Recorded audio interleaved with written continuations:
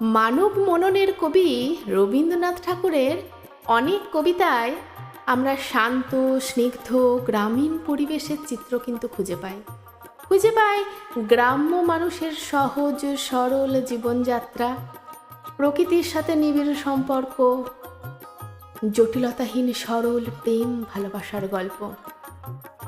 আজ তেমনই একটি কবিতা, এক গায়ে। আমরা দুজন একটি গায়ে থাকি, সেই আমাদের একটি মাত্র সুখ।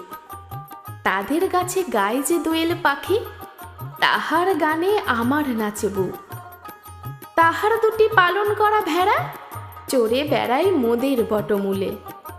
যদি ভাঙে আমার ক্ষেতের বেড়া, কোলের পরে নি তাহারে তুলে। আমাদের এই গ্রামের নামটি খঞ্জনা, আমাদের এই নদীর নামটি অঞ্জনা।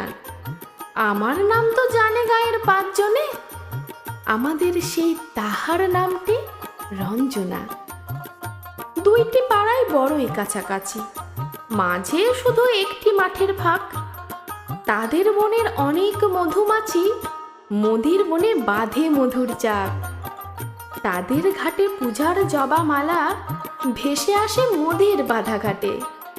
তাদের পাড়ার কুসুম ফুলের ডালা বেচতে আসে মোদের পাড়ার হাটে।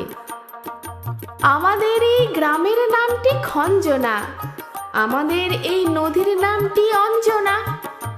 আমার নাম তো জানে গায়ের পাঁচজনে, আমাদের সেই তাহার নামটি রঞ্জনা। আমাদের এই গ্রামের গলি পড়ে আমের বলে ভরে আমের বন। তাদের ক্ষেতে যখন তিসি ধরে, মোদের ক্ষেতে তখন ফোটে শন। তাদের ছাদে যখন ওঠে তারা, আমার ছাদে দক্ষিণ হাওয়া ছোটে। তাদের বনে ঝড়ে শ্রাবণ ধারা, আমার বনে কদম ফুটে ওঠে। আমাদের এই গ্রামের নামটি খঞ্জনা, আমাদের এই নদীর নামটি অঞ্জনা। আমার নাম তো জানে গায়ের পাঁচজনে, আমাদের সেই তাহার নামটি রঞ্জনা।